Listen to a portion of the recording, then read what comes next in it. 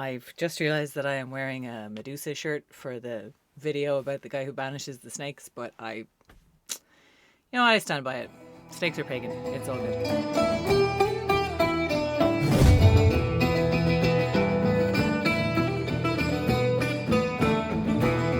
Connisti, how are ye? Welcome back to the Candlelit Tales YouTube channel and to another explainer video. Today we are going to talk about St. Patrick's Day. We're going to talk about how it grew into the cultural behemoth that it is today, with green rivers and green beers and a whole ocean of green plastic. So, first question is a little bit of a controversial one. The first thing I want to tackle, rather, because you see, in some parts of the world, people refer to this day as Saint Paddy's Day, and in other parts of the world, Saint Paddy's Day. And that can get a little heated, a little more heated than you would expect over the use of one letter or another. And I think really it's pretty straightforward when you think about it for a second. So in Ireland, we shorten Patrick to Pat or Paddy or Paddy. We don't shorten Patrick to Patty. Patty, I would associate with Patricia, maybe, as a woman's name. I would not associate it with a man's name. And I think really what it boils down to is in an American accent, in most American accents, you're not going to hear a big difference between Paddy and Patty because the consonants are not as differentiated. And they sound quite starkly different in an Irish accent. So if you're from the US and you're writing it down, you're hearing Paddy, which sounds the same as Patty. You're probably not going to think too hard about which one you write down, and therefore it kind of becomes normal and you get used to seeing Patty. They sound really different in an Irish accent, guys. They just do. And it sounds really wrong to us. There's always a little bit of friction between cultures that are diaspora based, that are based on like immigrant populations, and cultures that are not immigrant populations. It's not a case of one is right and one is wrong. It's more a case of those cultures diverge. So you get into very pointless arguments about what is like true Irish thing to do.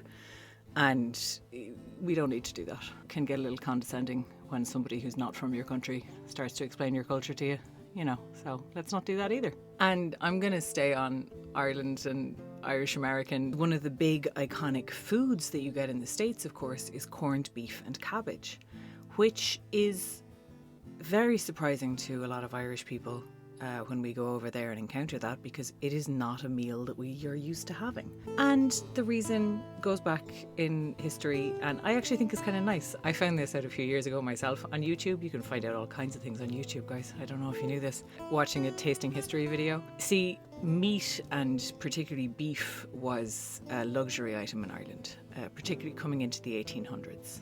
And it became a food that was very much out of reach for most ordinary people. It became a luxury item. It became really expensive. And beef was always considered like the best cut of meat. So what Irish people used to do, and what poorer Irish families used to do, was they used to raise pigs, or rather a pig. It was quite common to buy a piglet and then feed the piglet table scraps.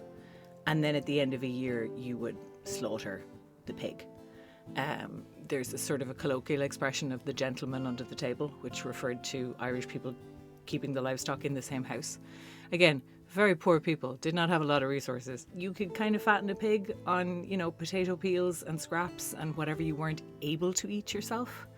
And then the meat of that pig would be cured and salted, and that's the meat that family would have for the whole year. So bacon and cabbage is the traditional dish in Ireland still. You can boil the bacon, you can boil the cabbage, you can boil the spuds. They all kind of get boiled in the same water, so you get the flavours intermingling, and it turns out quite tasty. What happened then when people emigrated, particularly when people emigrated to the US and to places like New York and Boston, was that things were different. One of the main places, or some of the main communities that people settled in, were Jewish communities. They were immigrant communities that already had other immigrants in them.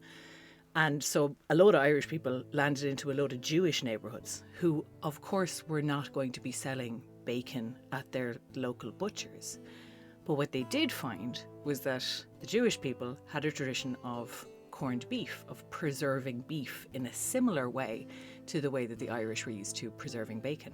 So I imagine that must have been really nice for some Irish immigrants coming into New York to this strange, unfamiliar place with a different language and a different culture and new neighbours who spoke different languages, and finding that, oh, beef was cheap. Corned beef was actually back in reach. So what had been a luxury in Ireland was a cheap cut in New York, and so it became a real favourite of Irish people, and was actually harking back to their own history and their own culture in a really nice way. But also, if you do come to Ireland from the States and you are looking for traditional food, don't be surprised when we don't have corned beef. We still don't have it. It's really not a thing. Bacon's great. You should try it. And we like it a lot. But let's talk about the day that's in it. Let's talk about St. Patrick's Day. Now, when I was in school, I learned that there were actually 3 patron saints of Ireland. There was Patrick, and there was Bridget, and there was Columcille or Columba. And that was kind of the status quo for a while. We also have a video about Bridget and Bridget's Day that you can check out if you want to know more about her. Patrick's Day was instituted as a church holiday in 1631. Because he was one of the patron saints of Ireland, it became associated very quickly with Ireland. Irish people would celebrate on the 17th and usually continue the celebration onto the 18th, which was considered to be Sheila's Day, Patrick's lesser known wife. Because apparently he was not a celibate type of a priest. He was the other kind. Now, the shamrock was brought in. I think it quickly became less religious. Particularly Sheila's Day was kind of marked with a lot of drinking and a lot of celebration. And it falls right in the middle of a period of time called Lent, which is supposed to be a period of sort of fasting and spiritual reflection in the run-up to Easter. So in an effort to remind people that this was supposed to be a religious event, the shamrock idea was introduced in around the 1720s, just to kind of bring people back to, hey, this is actually not about having a holiday. This is about religion and faith and the Holy Trinity, and this was the way that Patrick explained this. And again, in Ireland, this is a shamrock. They're small little, are they grasses? I don't know what they are. They're little guys. They're very small. They're not clover. Clover is a different plant. We also have clover, but the 4-leaved clover, I'm not quite sure where that came from. But I suspect that this was maybe about plants that are found outside of Ireland more easily. But the first celebration in New York was held in 1762, and at that time it was associated with the Irish colours, which were, of course, royal blue and gold. Yeah. The green thing actually didn't come in until a little bit later. So the green and the wearing of the green was a symbol that was adopted in the 1768 rebellion, which was led by Wolfe Tone and the United Irishmen. This was an attempt to overthrow the ascendancy in Ireland and establish an independent Irish kingdom. If you look back at Irish history, it is a long series of failed rebellions, just never really settling easily into being a colony, and always every generation or so just like kicking off and trying to shake it off. We were eventually successful, I suppose, so that's, there's good news in the end. The 1768 rebellion did not go well. Wolfe Tone and the United Irishmen didn't stay united and lost, but one of the things that they did give us was this link between Ireland and the colour green. And they chose green for a fairly practical purpose. The British troops at the time wore red. Ireland was a kingdom, but it was a kingdom that was subordinate to the Kingdom of Great Britain. And so they decided that the Irish soldiers should wear green, because green and red are kind of opposites on the colour wheel. I don't know if they had a colour wheel. I don't know how they determined that. But anyway, they decided to wear green in opposition to red. And there's a song called The Wearing of the Green became very popular. And that's why Ireland is associated with green. And that's where the green on the flag today comes from, is this idea of the wearing of the green that just links right back to 1768, which is kind of interesting. But yeah, the parade was going on before green was involved. Now, I mentioned Lent before, for those who didn't grow up Catholic. Lent was a period of time that is intended to be a fast. it starts with Pancake Tuesday, which was intended to use up all the eggs because you weren't supposed to be eating rich food like eggs over the period of Lent. And then people would take on various restrictions, often dietary restrictions, and often like giving up meat or red meat. I remember when we were in school, everybody gave up sugar. And then everybody went absolutely feral on Easter Sunday, because Easter Sunday is the end of Lent and that's when you got your Easter eggs. And if you haven't been eating any sugar for 40 days and 40 nights, let me tell you, those Easter eggs will just, they'll do something. Great introduction culturally to sort of binge eating disorder for Irish children. But it's supposed to be a period of like spiritual reflection and fasting and contemplation to mimic this story of Christ spending 40 days and 40 nights in the desert. And although Easter does move around a bit, when Easter Sunday is, I can never remember how they calculate it, but it's a whole calculation. It does tend to shift, but usually Patrick's Day and Sheila's Day are somewhere in the middle of Lent. So it started to be a sort of a day out of Lent. It started to kind of become a day of celebration and holiday that was happening in the middle of a strict fasting period. So people would take a break from their Lenten sort of observances on, ironically, what was supposed to be a religious holiday, in order to kind of blow off a bit of steam and cut loose a little bit. So this really began to be a problem for the church, particularly in the early 1800s. And this is where I think we get a lot of the stereotypes around Irish people and drinking and Patrick's Day and drinking. And like the drunken Irish, the fighting Irish. A lot of these negative stereotypes have their origin in the British press. These were intended to make Irish people look uncivilized, incapable of governing ourselves, in need of a strong hand to protect and guide us, and a more civilized people to keep us in line. A little bit of a dark propaganda behind that, and of course it wasn't without truth, because I mentioned the 18th century there. That's also the time when Ireland experienced successive famines. Most people who know anything about Irish history know about the Great Famine of the 1840s on Gurtha Moor. There were a lot more in Ireland. There were sort of waves of famine. It had a huge impact on the island's economy. It had a huge impact on the island's population. Irish people were apparently exceptionally tall in the 16th and 17th centuries, and that stopped being the case in the 1800s because there was not enough food. So a lot of the people who left Ireland were fleeing this terrible trauma of starvation and oppression and brutality. And there's a great series on the Irish History podcast where he talks about Irish people kind of washing up in Liverpool, which was a stop on the way to the New World. And some people didn't get any further than that because they would get to Liverpool and they would fall apart, because a lot of them would have seen, their whole village die of starvation. They might be the only surviving member of their family, and they did not have ways of processing that trauma other than drinking. So there was definitely some truth to the stereotype, but, kind of dark truth. These were people who were trying to cope with unimaginable horror and did not have good tools for that. So that's a bit grim and a bit of a sad history to be commemorating with green beer. But what are the real traditions? I hear somebody ask in a desperate attempt to change the subject to something a little bit lighter. Well, in Ireland, one of the big traditions is climbing Croagh Patrick. The climbing of the Reek. It is a wonderful mountain in Mayo with a beautiful view over Clew Bay if you get to the top. And there is a tradition of climbing the mountain.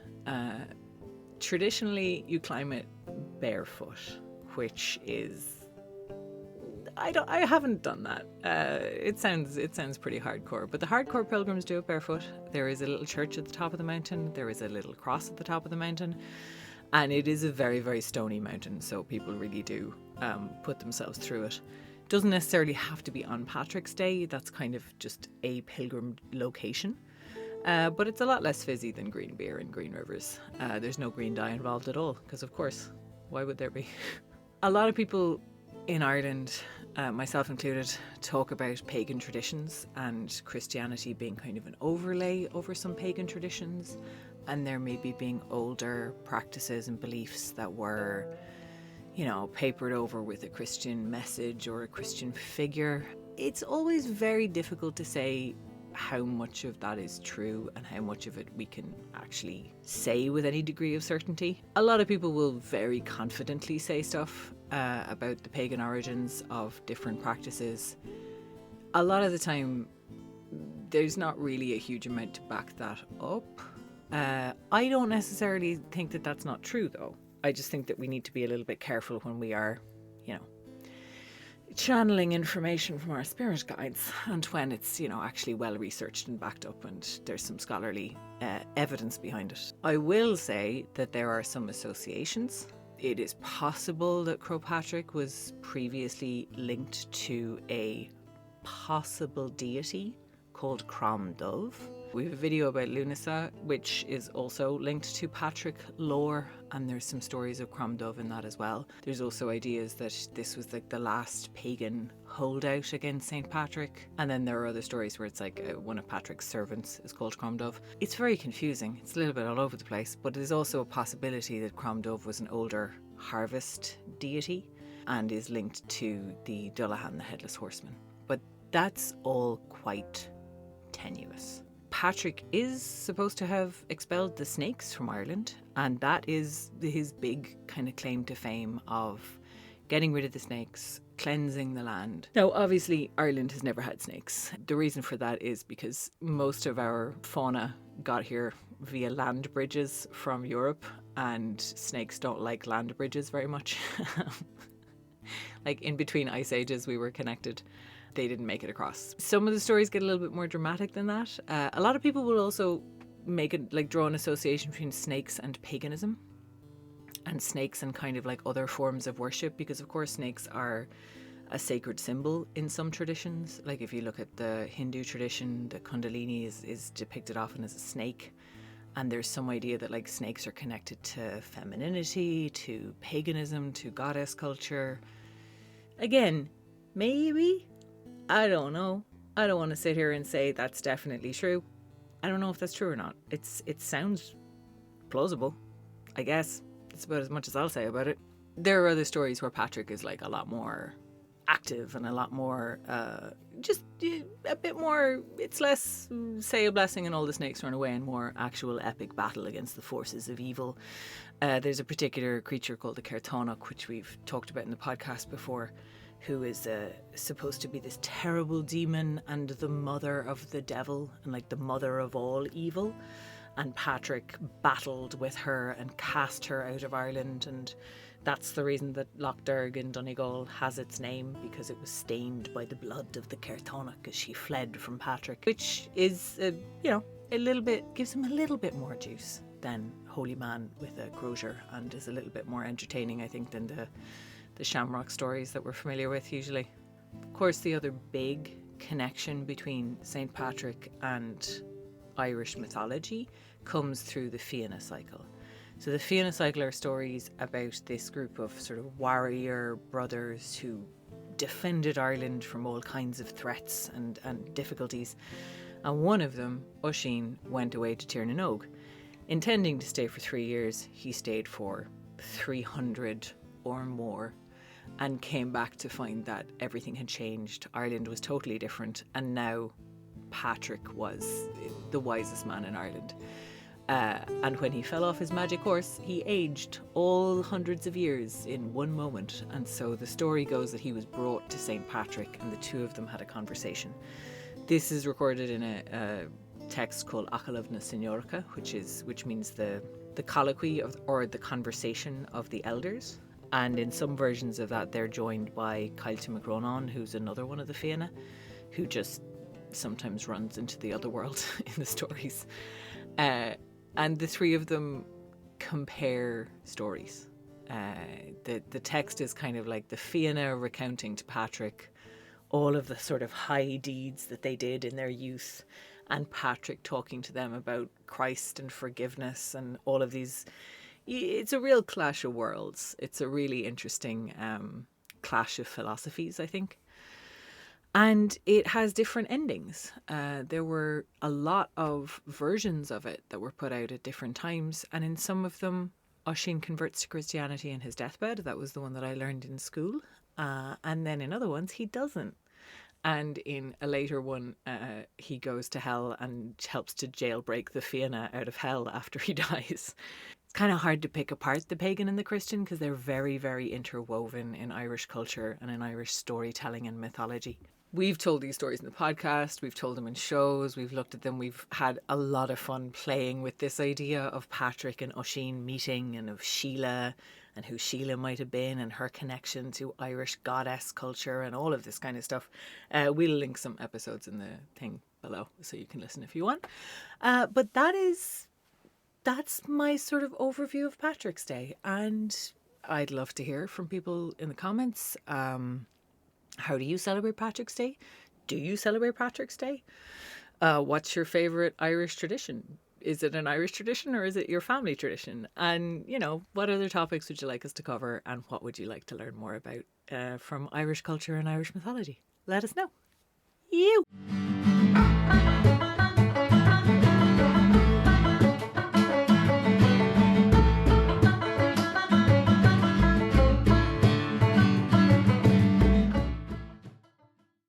Patrick's Day became a church holiday in 1631.